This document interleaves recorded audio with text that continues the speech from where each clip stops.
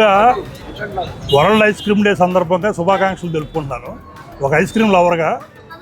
రెండోది ఏంటంటే ఇక్కడ మనం తినేసి ఇంటికి వెళ్ళిపోతే అదొక ఆనందం.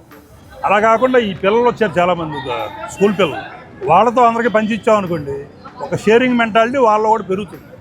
అదొక కారణం అండి. రెండో కారణం ఏంటంటే మొన్న ఒక చోటకి వెళ్ళాం, ఒక ఆర్ఫాన్కి వెళ్ళాం. వెళ్తే వాళ్ళకి భోజనం పెడతానమ్మా అని అడిగితే, భోజనం కాదండి మాకు ఐస్ క్రీమ్ కావాలి అంటే యాక్చువల్గా 30 రూపాయలు కూడా ఉండదు ఐస్ క్రీమ్. కానీ పాపం వాళ్ళు భోజనం వద్దు మాకు ఐస్ క్రీమ్ కావాలని అడిగారంటే ఎంతోమంది ఐస్ క్రీమ్ కూడా కొనలేని పరిస్థితులు ఉన్నారు. అర్థం చేసుకుని ఈరోజు వరల్డ్ ఐస్ క్రీమ్ డే సందర్భంగా ఈరోజు పెడితే బాగుంటుందని పెట్టేవాడు. రెండోది ఈ ఐస్ క్రీమ్ తింటే ఆరోగ్యాన్ని మంచిది కానీ చాలామంది చెబుతున్నారు, అది కరెక్ట్ కాదు.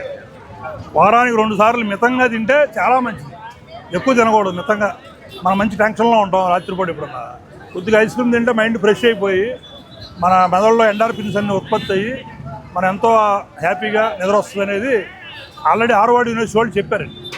ఇటువంటి కార్యక్రమాలు ఉన్నాయి కాబట్టి మనం విజయవాడని అడిగాం ఐస్ క్రీమ్ ఇవ్వని. విజయవాడ ఎంతో సంతోషంగా 700 ఐస్ క్రీమ్లు పంపించారండి. జోయిఫై వాళ్ళు 700 పంపించారండి. ఆ స్కూప్స్ ఐస్ క్రీమ్ ఉంది కదా, వాళ్ళకి 700 పంపించారు. మొత్తం 2000 ఐస్ క్రీమ్లు పంపించారు. చాలా పోతే ఈ పక్కన స్కూప్స్ ఇంకో 300 పంపుతామండి అన్నారు.